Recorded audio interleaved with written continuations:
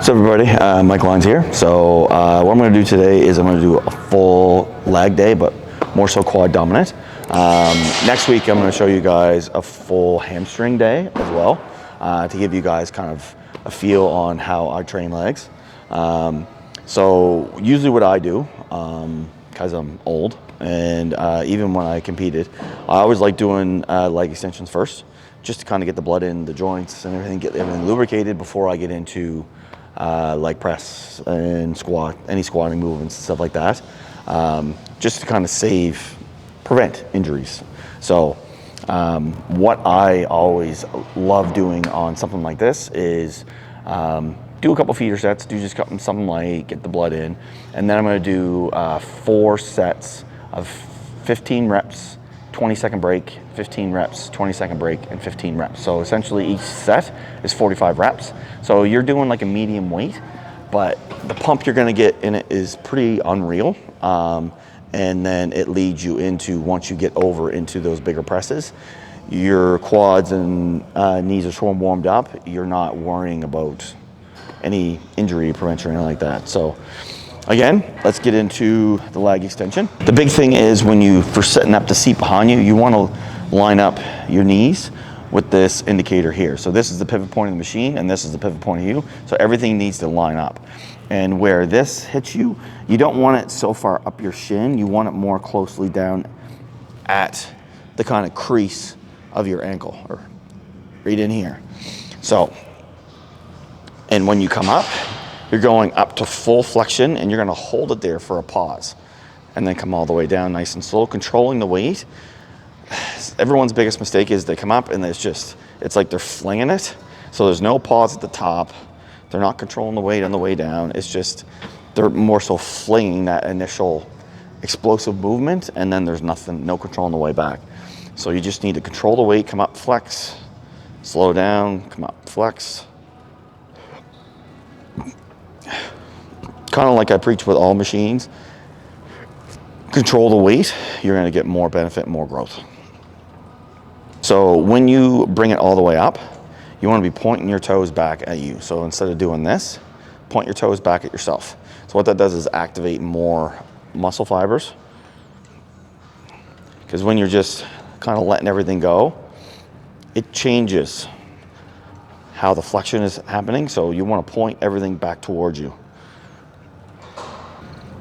All right, so again, 15 reps, 20-second break, 15 reps, 20-second break, 15 reps, that's 1 set. All right, everybody, so I'm gonna use a horizontal press today, but if you don't have one, you can definitely use a regular leg press. All right, going over setup. So again, you're going about little hip width apart. You're gonna have a slight angle out. Remember what I said about full range of motion, so you're gonna come back until you feel that bum shift on the seat. Like you're holding the handles, everything down, and right there is when I actually start to feel my bum start to shift, and then press away. I can go a little bit deeper, but then as the weight progresses, you're getting into the point where you are gonna start risking injury. So that's what you don't want. Another big common mistake is when people start thinking full range of motion, they don't realize that when they bring the weight down, their weight shifts to the toe, which does put a lot of pressure on your knees.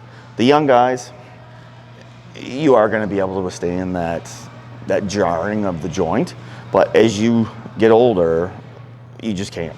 You can't.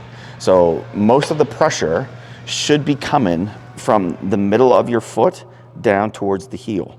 Like when I press, most of the pressure I'm feeling is right through here.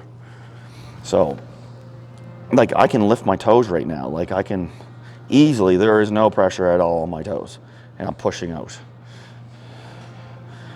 Like when I press, when I get in deep into it, I actually lift my toes up. Like I still keep my toes up like this. I'm not saying everybody has to, but it's just a mental habit that I've done over the years. Once I get into the groove, that's what I do. And it kind of helps me get used to that feeling of heel push through.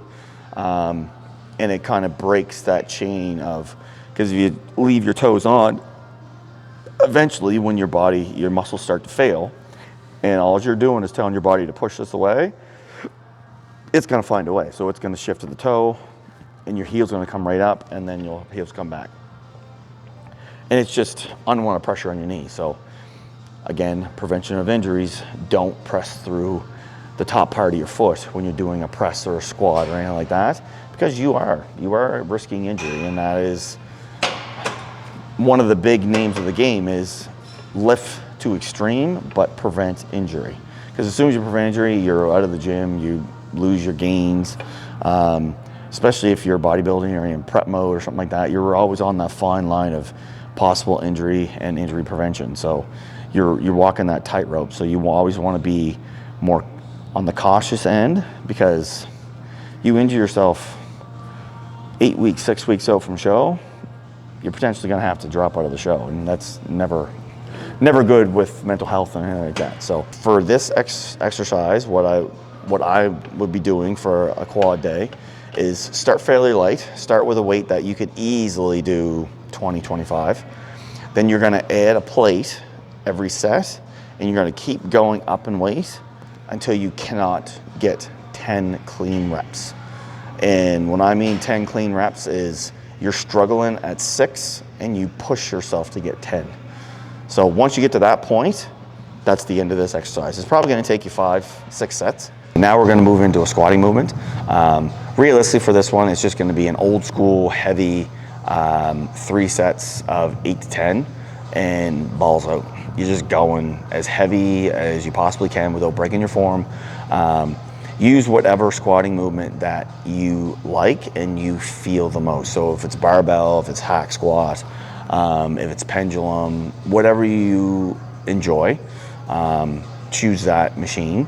I usually choose, just because of my shoulder injuries, I don't do barbell squats anymore because I physically can't grab the bar behind my head.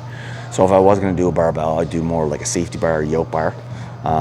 Today I'm just demonstrating on the hack, but we have multiple here at the gym that I train at. But this is probably one of the most widely ones that you will see at most clubs. You'll see a hack squat. So, which is why I'm using it for my demonstration today. For this, the same as the leg press, you're gonna go a little bit hip width with a slight angle out. Make sure your back and everything is flat against the pad, everything's upright, and you're putting all that pressure on the heel. And it's, like I said, it's just old school squat. So you're coming down as far as you can, past parallel, making sure your butt isn't rounded, and driving up through that heel. So all the way down, all the way up, controlling that weight all the way through. Mistakes are, everyone tries to shift, like they either put their feet all the way down here instead of at a point where they can clearly push through their heel. And I'll just show you the difference when I come down. So when I come down, you can see that my heel is coming up. And you can see on the other foot, I can still move my toe. Like I have full mobility of my toe and all that pressure through my heel. But this one, my knee is screaming. And so that's everyone's biggest mistake. You have to find it all comes down to your flexibility, essentially. Like what is your calf flexibility, what is your joint flexibility and mobility. So don't put your feet lower on the pad just because you saw so-and-so on social media say that is the optimal or greatest way. The greatest way is just going full range of motion. Going beyond parallel, but staying with the pressure on the bottom of your foot through the heel. Preventing more injuries, and it's gonna increase the load on the quad. So those are the big ones that you need to kind of remember. And then keeping your back straight, not rounding your back, not going beyond that, the tailbone whip or rounding of the bum. And those are the big precursors. So if you're more of like a beginner intermediate, I would find something like a hack or something that has a back pad on it that you can actually feel everything on the pad. I wouldn't jump right to a barbell because there's too much free motion and there's too much ability to break your form, especially when you start to fail. Once people start to fail, their body just, it manipulates itself. It'll use the stronger leg over the weaker leg, or it'll shift your hips in a certain way. At least with a machine like this where you can feel yourself against the pad, you can feel that shift when you're in the movement pattern. So I always recommend something with a pad for more of a beginner, and then moving up to like more of a advanced or professional type athlete that's always in the gym. Yes, go to a barbell if you can. If you can't, just due to injuries, then find something that feels the best for you. You get the most activation on your quads. All right, so now we're gonna finish up the quad dominant day with a superset. So we're gonna do kind of like a Bulgarian split squat. Each one, you're gonna pause at the bottom for a good 2 to 3 seconds, and then come up. And then we're gonna move into a second exercise after that. So, and each leg is you go to failure. Pause, 2, 3, up. Pause, 2, 3, up.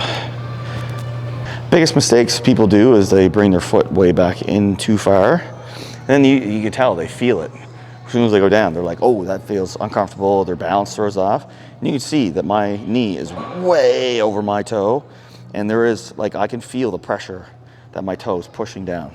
Like, I can still press through my heel, but the majority of my weight is there.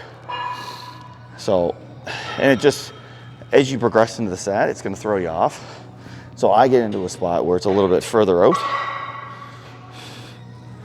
and everything's just a little bit, like, I'm not at 90, I'm a little bit past 90, but it's close. So when you're in that pause spot right here, there's no stress on that knee at all. Like I said, you're gonna go failure for each one, and then we're gonna superset it with the next exercise. So the second half of the superset is we're gonna come over and we're gonna do sissies. So most gyms, this machine is mobile, and so what it is basically you're locking your feet in, and this one's just gonna go to failure because you already failed out on the Bulgarians. So your quads and your glutes are already maxed right out. You should be almost limping going over here. So everything's upright and tall. Sit right down and up. Sit right down and up. So the big thing you want to think about here is, like, the common mistakes is people just don't go far enough. They don't go all the way down. So you're locked in. You're not going to fall. This machine's not going to tip up. So get right down there and up.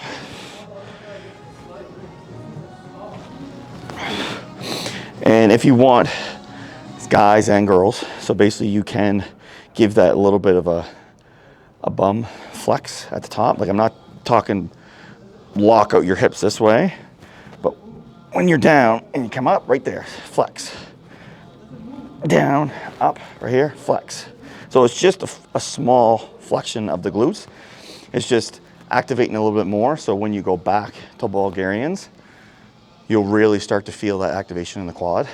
Because once you go down, everything's gonna start firing off. And then once you come up, you'll feel that glute activation. And then progressing on is incorporating the glute into the quad. And that is it. That is the whole quad day. Give it a whirl.